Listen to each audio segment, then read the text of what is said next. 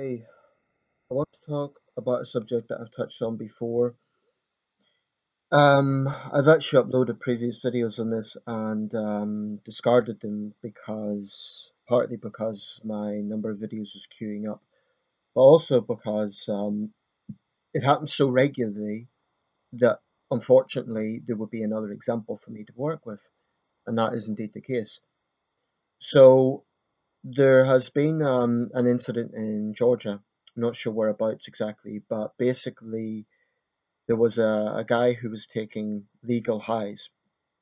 I'm not sure specifically what sort of drug this was, but they were legal highs. That's an important point. An important point. They were legal. Anyway, his parents called the police because the guy was acting a bit strange. Presumably that meant he was being a bit irrational.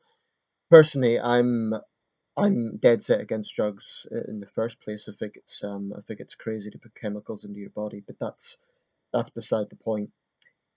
Anyway, the police came and they obviously had to subdue him because he was acting irrationally. But he's been killed. Basically, he has died because they used a taser on him in excess of 15 times. So yeah, he's died from the effects of that. It's disturbing footage to watch. You can hear his mother in the background crying and just feeling very unsettled by the whole situation. There's one point where the officer says that's a sure hell way to get yourself shot by grabbing my taser. But wait a second, that's a completely human instinct. If you're being tasered, it's for right or wrong, it's human instinct. So what this cop is basically saying is, let me put you in a huge amount of pain, otherwise I'll shoot you anyway. Does that make sense? Um, I have to be honest, I'm sick and tired of hearing about so many American cops that just basically act like RoboCop. They basically act like they could do anything they want whenever they want. Not long ago, it was actually the other video I uploaded. There was a woman in, I think it was in Texas, but don't quote me on that. I believe it was in Texas. And she had been arrested for a minor public order offense. And I read up on the case. It did sound like a relatively minor offence. She'd been told not to come into a club and she was being a bit of a nuisance. Anyway, they arrested her, and as she was against the wall in handcuffs, she kicked out at the officer. Now, okay, she shouldn't do that. Um, she's clearly acting in an irresponsible and antisocial way. But not content with just putting her under control, the guy punches her point blank. She can't defend herself. She's in handcuffs. He punches her point blank on the face. Another officer grudgingly comes forward and holds him back. The good news in that case was the guy was arrested, which is finally some good outcome from one of these cases, as he should be for assault. Um, I looked at the footage and there was absolutely nothing to warrant what he'd done. She did kick out, but it didn't hit the guy, didn't hit the police officer. Um, and if it had, in the end of the day, he is supposed to be the professional. And this isn't even about sexist double standards. I'd be saying the same thing if it was a man in handcuffs. I'm so sick and tired of so many American cops acting this way. And this is what you get from a militarized police force. Now, before people say that I'm naive and I don't know what I'm talking about, I fully appreciate that they have a very difficult job, and these people do have to deal with some very dangerous people. They have to deal with hardened criminals. They have to deal with um, some of the most infamous gangs, not only in America, in the world.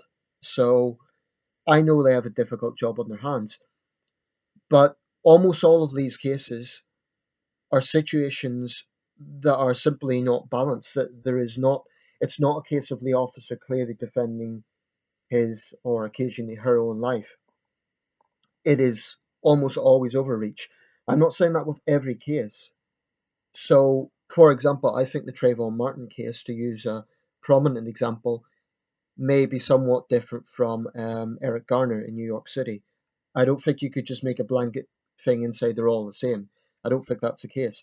I do think there is some occasions when police really do act in self-defense or sorry, not Trayvon Martin. It's Michael Brown. I meant to say Michael Brown. Although I still think there's murky situations around the Trayvon Martin case. I don't think the rest of us will ever know for sure on that one. I'm not a huge fan of the way Zimmerman has been sort of marketing his fame for selling his gun as part of American history. I think that's pretty disgusting, to be quite honest. But anyway, that's to get back to the main point. There has to be some sort of level-headed response here in a structured society, in a society where people want law enforcement to protect them from criminals or to protect them from um, injustice. Then you have to have a police force, and you have to give that police force certain powers in order to be able to carry out the work.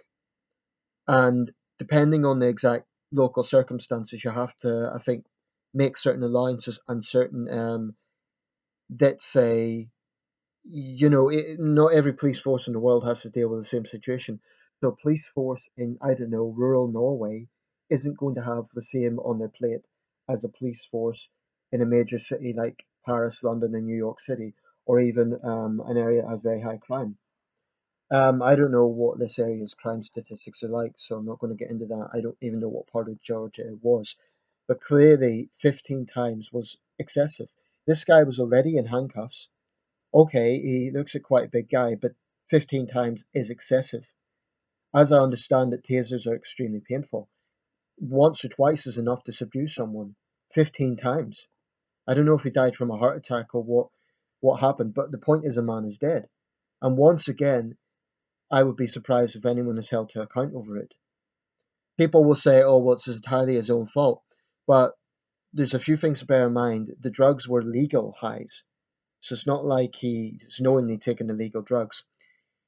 Secondly, yes, I do agree that you are responsible for what happens if you take drugs.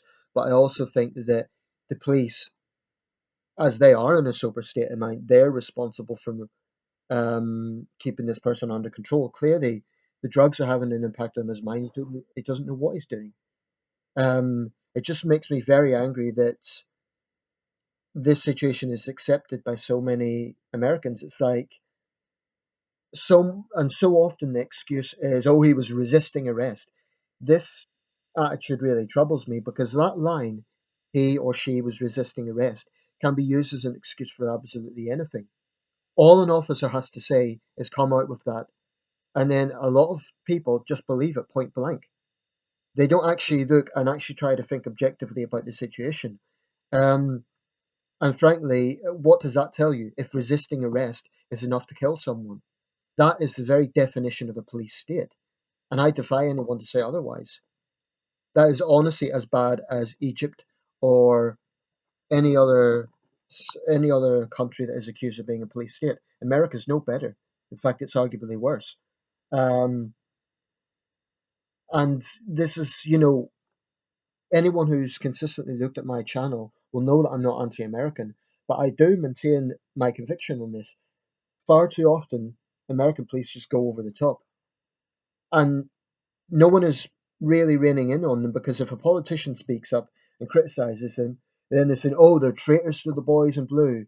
You know what happened in New York City? Mayor De Blasio, they turned their back on him, which I thought was totally unprofessional, simply because he had spoken out against police brutality in his city. His job as mayor is not to be a puppet for the NYPD, but to represent all New Yorkers. And from what I could see, that's what he was trying to do.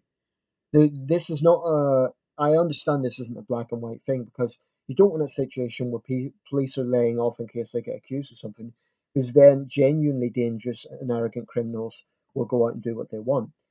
I want the police to be able to arrest criminals, but I don't want the police who are basically acting like they could do whatever they want.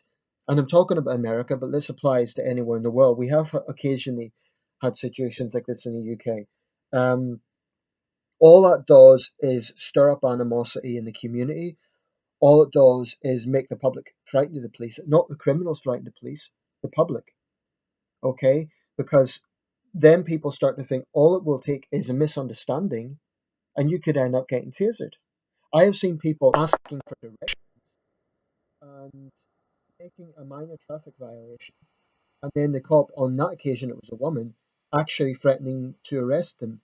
But they completely, it was an honest mistake. They apologized, and they were asking her for directions. And again, it was just an example of these people wear a uniform, they think they could do whatever they want. And it is good that that outcome in Texas was that the thug was arrested, and that's what he was, a thug. Um, but I'd like to see that happening more often, because for far too long there's been a situation of basically the police protecting themselves. It's one law for the public and another law for the police. And there's this attitude they can basically do whatever they want because of wearing a uniform. That is a very dangerous attitude. Very dangerous. And the thing is, this isn't always hardened criminals who are being targeted. The truth is, I don't really have a problem if some violent thug from the Crips or the Bloods or whatever, the Aryan Nation, is genuinely terrorizing society and the police take him down in a genuine case where it is necessary. I'm not going to lose a lot of sleep over that because that's necessary. But when they override their power on situations that can be controlled in another way, it should bother any reasonable minded person. This video is not about being anti police. And I know there's many decent officers out there who save lives, who are brave people, and who try to do the right thing. But I have to say, it looks like a large minority, not a small minority, but a large minority of cops continue to act like they are basically in a war zone. And in my opinion, it's this militarization of the police that is partly the problem. They're not law enforcement. They're basically paramilitary, and it's frankly very disturbing. Um, so I'll round this up here, but the two examples I've quoted are just two examples. There's many others. All I'm going to say is, if you think this is okay, um, at what point do you draw a line? Because if your line is that, oh well, anyone can, they're resisting arrest. That in most other countries, resisting arrest will get you a fine, or it will give you a longer sentence from whatever crime you've committed, or it will mean that they restrain you. In America, resisting arrest means you can be killed. This is pure paramilitary behavior. That's not the behavior of a civilian police force. That's paramilitary behavior. It's like almost like death squads in parts of Latin America or the Far East, and it's very disturbing. So let me know your thoughts. You know, I'm open-minded. I listen to the different points of view, but I'm not going to be swayed on this. I think that it's just plain wrong. I think that the police, yes, they should be given power of arrest and given power to legitimately defend themselves, and that's it. They shouldn't have the power to basically put someone in an enormous amount of pain when that person is already in deep distress to begin with, which then leads to their death.